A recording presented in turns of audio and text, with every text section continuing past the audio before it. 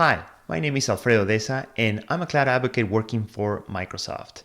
Today, I want to talk to you about setting up your environment to work with a text editor, Jupyter Notebooks, and Python all together to perform some data science tasks, specifically regression. Let's get started. All right, so let's start here with the browser. I've opened up my browser and I'm going to python.org. You will need to install Python first before we get into the text editor. And what you want is to go to python.org and find the download section. In this case, it's right here. And if I hover my mouse over the downloads section, there will be an option for me to download one for my system. Now, it auto-detected that I'm coming from a computer that uses Macintosh, like I'm using an Apple right now. And it auto-detects that for me and says like, hey, download the latest Python version, which in this case is 3.9.7. For you, it might be something newer. And then you can come here and download that. Like if you're coming from a different operating system, well, it will probably detect that. In case it doesn't, there's a full list of downloads for other operating systems and other versions that you can click, and it will tell you that you can come here and use either Windows, Linux, or some other variation. So in my case, I already have Python pre-installed. My operating system came with Python pre-installed, but it's using an older version of Python, which is Python 2.7. You might be asking, do I really need to use Python 2 or Python 3? And my recommendation is to use Python 3. It's kind of like the modern version. Python 2, it's deprecated, it's older, it's mostly for legacy applications. So you click download Python. In this case, you download that pretty quickly, and then you go through the installation process. I'm going to open the file, and I'm going to skip going through the whole process here because I already have that installed. And you'll have different steps here. You will go through the steps and you install it. I already have this installed, so I'm going to click here. So this is the first step. You go to python.org, and then you download the version, the latest version. Any Python 3.9 is fine. If you want to have some other versions, you'll probably find it here as well. All right, so we have Python installed, and let me quickly show you my terminal. So I'm going to open my terminal here, and I am going to do a couple of things. First I'm going to say which Python, which basically tells me what Python, where is the Python executable coming from. And in this case, is user bin Python. This is the system Python. This is the Python that came with my system. So if I do Python -- version to double check what version is installed, lo and behold, it is Python 2.7.16 in this case. This is the older Python that I was telling you about. And, basically it's not what we want. So problem number one, we have Python installed. Is not what we want.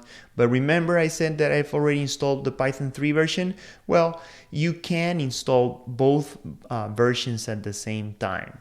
And so in my system, when I installed Python 3, it made that available as Python 3. So now the executable is no longer Python, it's Python 3, which might be surprising or confusing to you. So if I do Python 3 -- version, what happens? Well, I installed 3.8.10. That's fine. I don't need 3.9. 3.9 would work just as fine for the purposes of setting up your environment. I can also go ahead and update that if I really want to use 3.9. So this is good enough. I have Python 3 installed. This is how you verify that Python 3 is available in your system. And now what I want to do is I want to go back to the browser and then go to install the editor.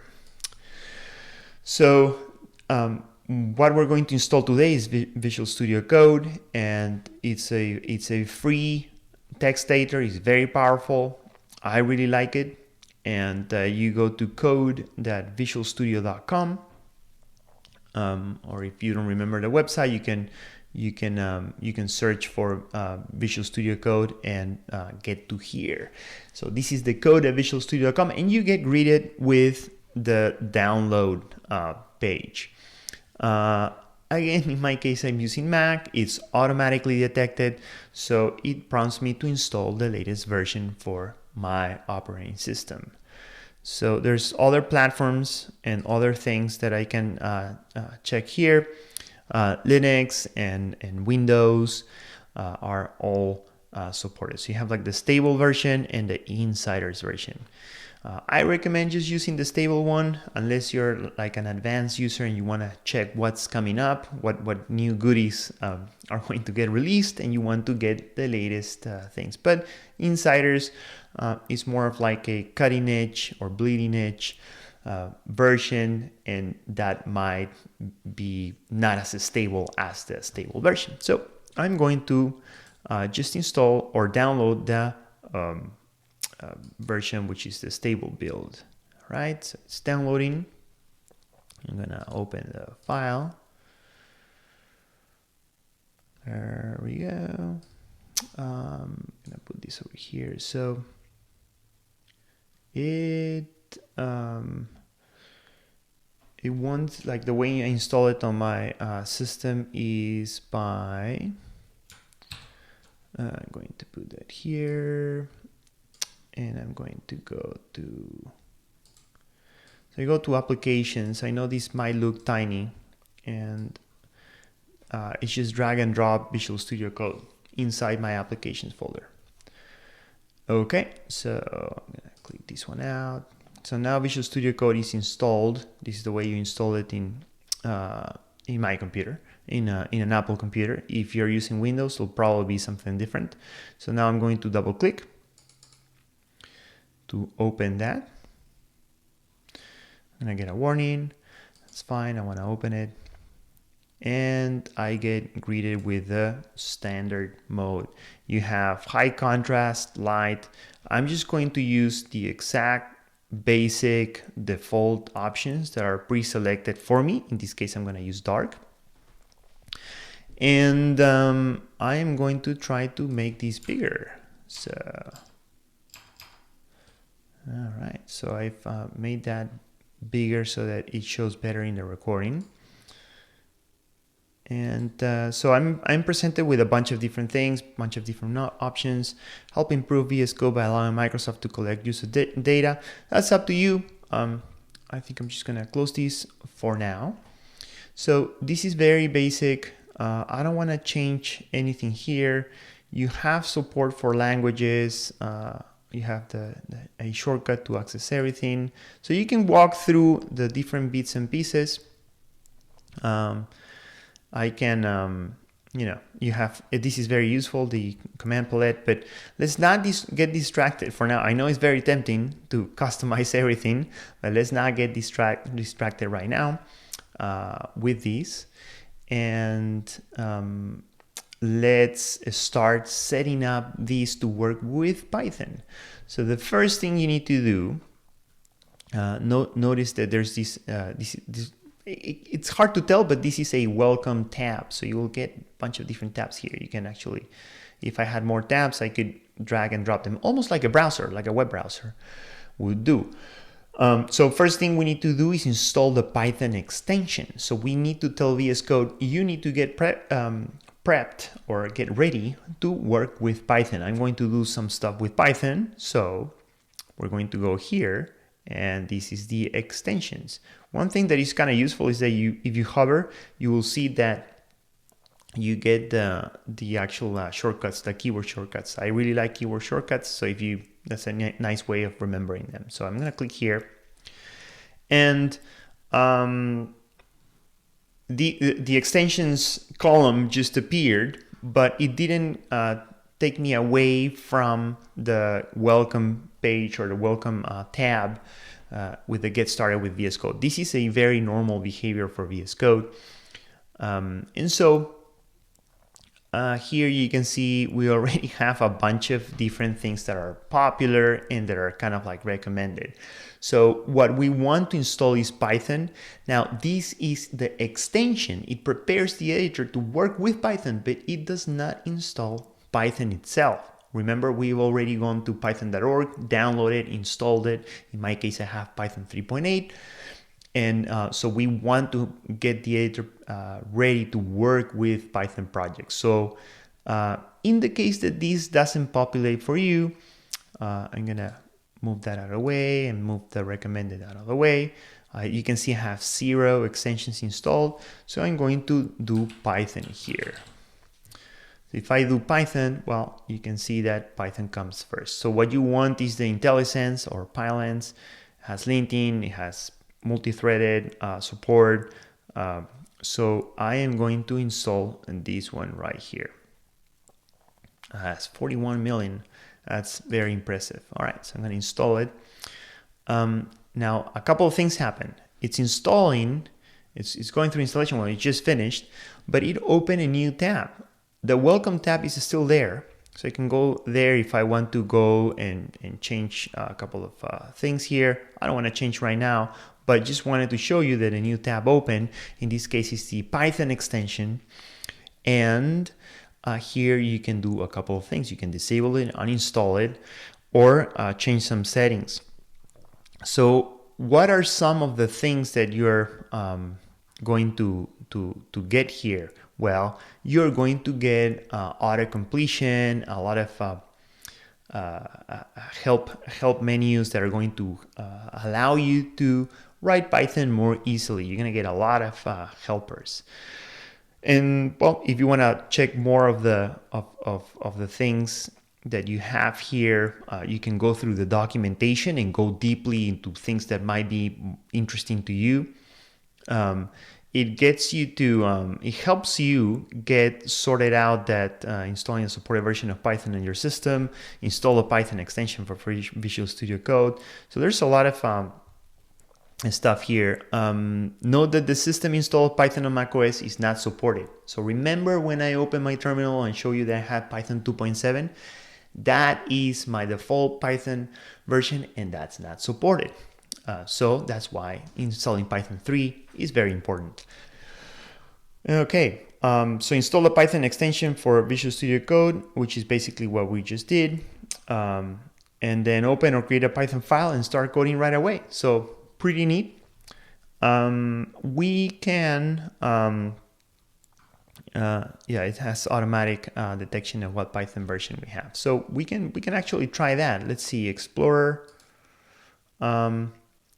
We can actually create a new file.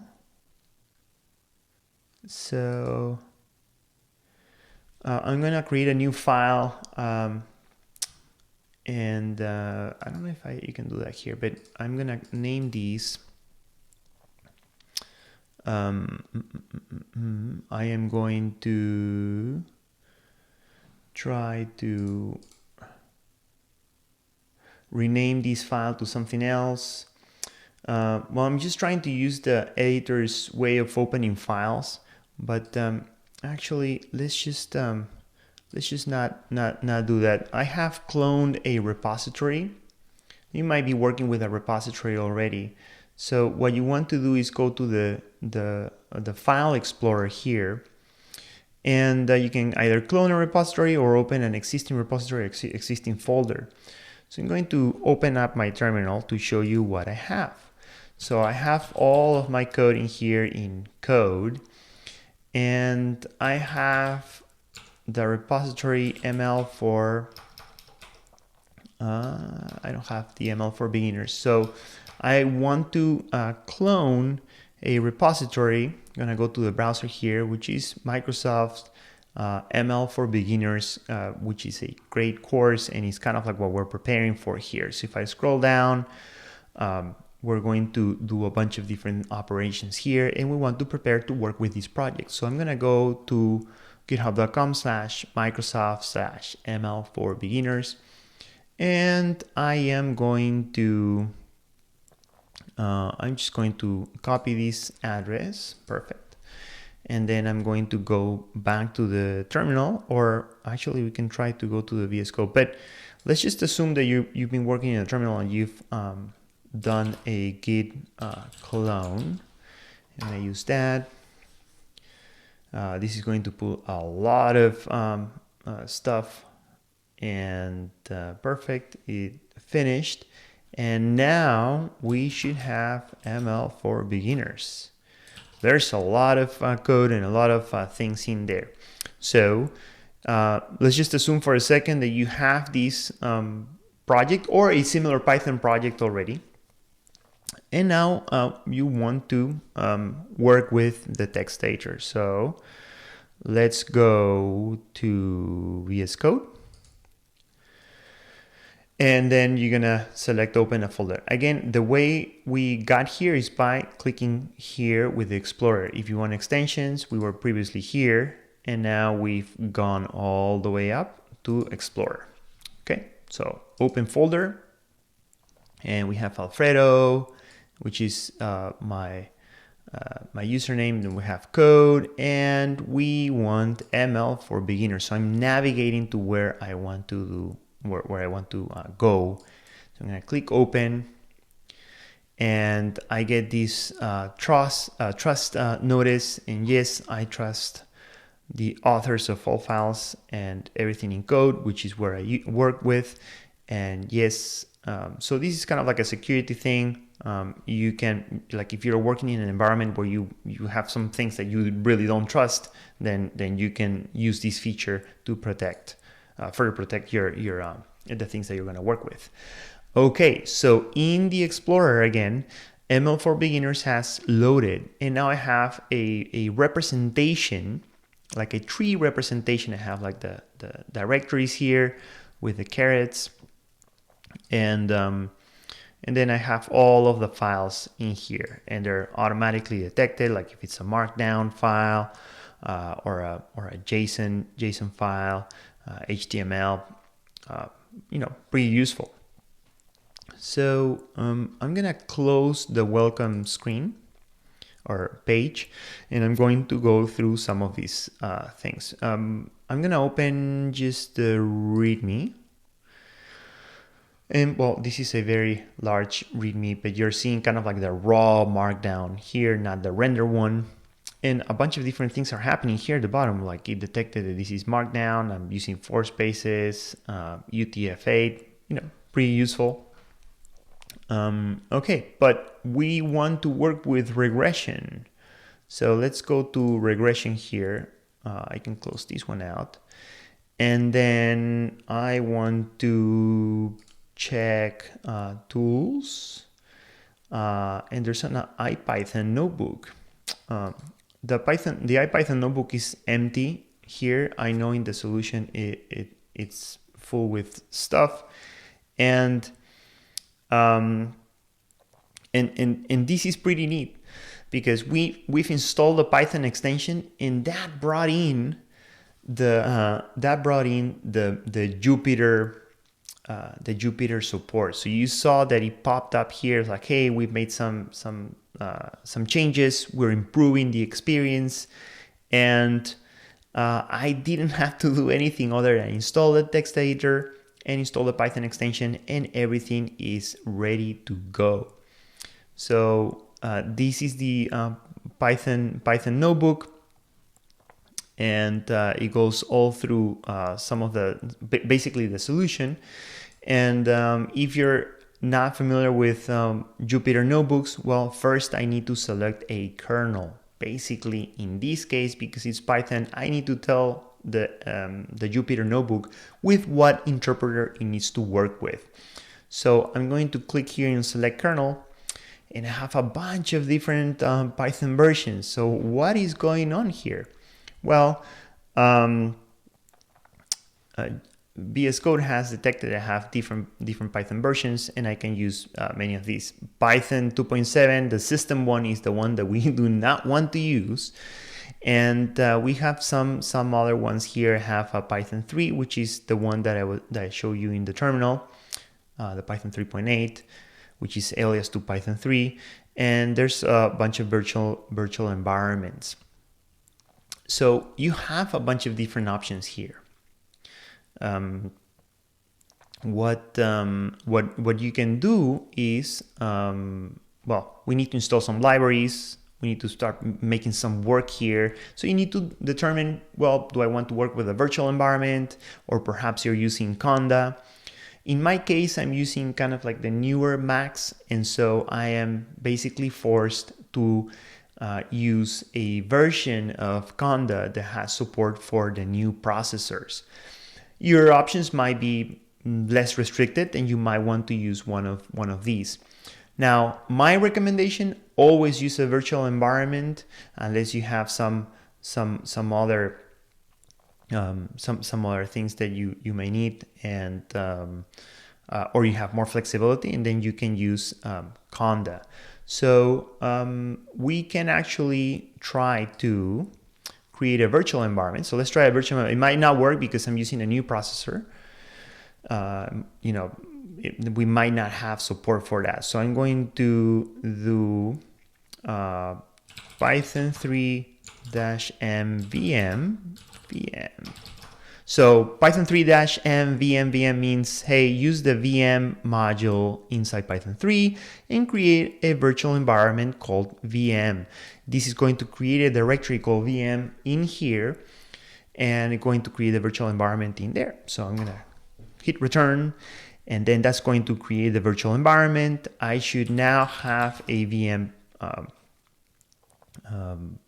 in there, and I can go back to Visual Studio Code and say I want to select the kernel. See, it didn't detect where. Well, it detected there's a bunch of other Pythons here. I have Conda, but I'm not gonna use that. So I can actually do a path. So I can do. I think this is users Alfredo code ML for beginners, and then this is in VM bin Python 3, I think.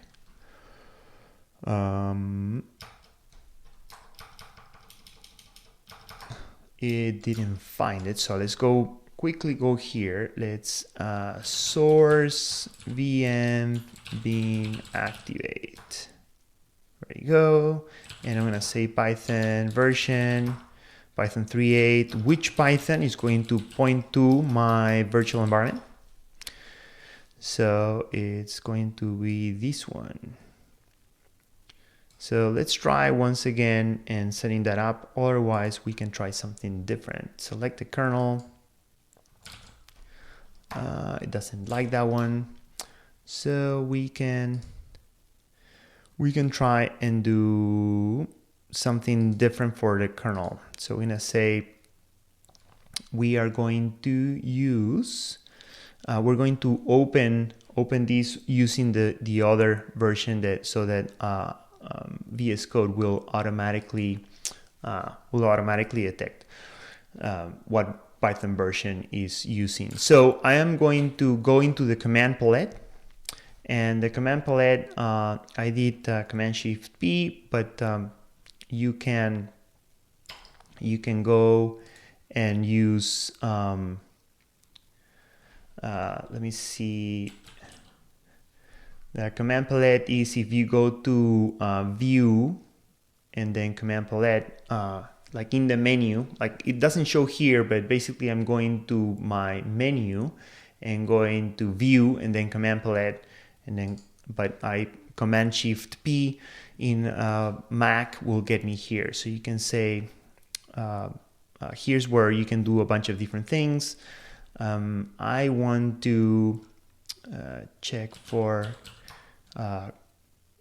code, and so you can do a bunch of different things. I can reload the window, reload windows, and you can, well, but basically I wanted to try something different here. I can say reload window, and perhaps this will allow me to select a kernel.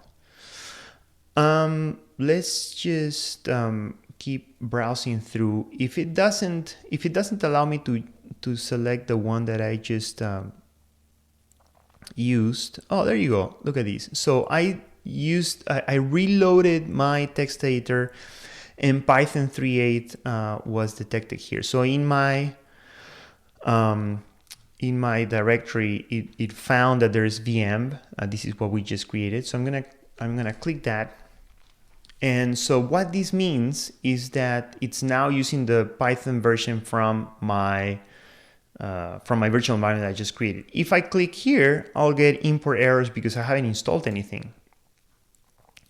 Let's see. Running cells with Python 3.8 requires Notebook and Jupyter. All right, so that's surprising because I thought that the extension was going to install those for me. So, but this is useful because it's now not going to error out. It's going to allow me to install this in the virtual environment. Perfect. So this is going into the virtual environment that I had, and it's identifying like, hey, like you need to install some libraries in your virtual environment. Let me go and install those for you. So there you go. It's preparing the metadata and going through some steps. And so it's installing Jupyter. You get this nice informational message, and then we're gonna wait for a second. There's building some wheels and trying to do some installations and going through the process. So again, this might sound or might feel a little bit bumpy because I had to open the command palette, reload the window. If you have a previously created virtual environment, you can certainly not do everything that I did and start VS Code with basically the other virtual environment you wanted. Now, if for example you have already a pre-existing virtual environment, these things can be already pre-installed for you, and you wouldn't have a problem. So the idea here is that once you have your virtual environment, you can go and start using the Jupyter Notebooks and going through all of the different steps. So in the solution notebook here, well, a couple things happen here. There's a split screen, and now VS Code has a terminal and has Jupyter support, output, some problems, if there's any problems. So now this has detected that I have a bunch of different things. This is because I created my virtual environment inside the repository. Not necessarily a good idea, but good enough to show you exactly what's going on. So I'm gonna X out of here. It finished installing. So this is pretty useful because I can say which Python, for example. It's like, oh, it's activated already, the one that I know it's from my virtual environment. So if you're looking at output or problems here, like you know, it couldn't. It's telling me already that NumPy and scikit-learn were not able to resolve, but we'll fix those in a second. So if you want to check problems like this split screen, we'll definitely show you there. So I'm gonna click that because I don't want to see it right now. So we're back in the notebook. I'm gonna click this button here and connecting to the kernel. You saw some messages pop out there. Module not found, error, no module name matplotlib. Of course, I don't have matplotlib installed, and this is going to fail. Now, the way to fix this is basically you would show the terminal, and again, it's a bummer, but you can see this. I'm opening the menu and saying I want to view the terminal. So I'm going to open these. So if I wanted to say which pip, so pip is there, I'm going to say pip install matplotlib. So I would do something like that, for example. Now, I think this is going to fail because of my new processor or the computer that I'm using, because it's not prepared to deal with Matplotlib. But for sure, I can't install scikit-learn, but I'm just showing you what you would have to do normally if you're working with a virtual environment. So in my case, I am able to, I'm using Conda as well. I have a Conda package manager, and I can use that. So I have an alternative. So while this is installing and trying to resolve the dependencies, I am going to change the kernel. So I'm going to go here, and I have a temporary Conda interpreter that VS Code was able to find, which is very surprising. I'm going to go all the way here. So I have a temporary one here called, it's in this path over there. So it's a Python 3.8. And it's named TMP for short for temp. So this is what I'm going to choose. I wanted to make sure that this finished, and I'm gonna close it out, and I'm gonna run this in again. And now I shouldn't have an error saying no module named Matplotlib. It should say no module called NumPy. So Matplotlib is installed. So if I click here, is running. There you go. Scikit-learn is not installed. NumPy was installed as part of Matplotlib. So I need to install scikit-learn. Now I know again in my system that will be a problem because scikit-learn doesn't have libraries for my computer in particular. So I need to change the kernel. So let's change the kernel. And again, the kernel is what is the virtual environment or the environment, the Python environment I want to use. And like I said, I am using, I have a Conda one that I know that works perfect.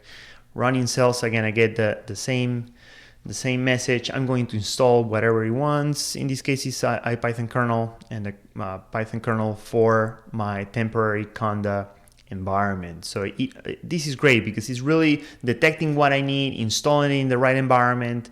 And like if I scroll all the way up here, you can see it's talking to Conda already. It figured out exactly what it needed to do. I'm gonna click X. Well, let's check the problems. Oh, scikit-learn couldn't be resolved.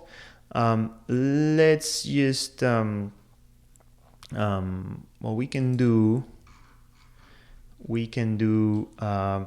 Conda install scikit-learn, and it's already installed. So I'm gonna click here and I'm gonna try to rerun these, and now it didn't find Matplotlib. So I have to, because it's a different kernel, I need to go ahead and install that. So let me open the terminal again. Let's see, terminal right here, and I'm gonna say Conda install Matplotlib. Yes, I want to go ahead and install all of these things. I'm gonna set me up for my environment. I'm gonna click X. So hopefully now this works. It seems like it's working. It's taking a little bit of time trying to figure out what's going on. Perfect. It took 8 seconds to try to import all of these things, but now I'm already set. I'm already good to go. I have Python installed. I have my libraries installed, and I'm ready to go through some of the cells here.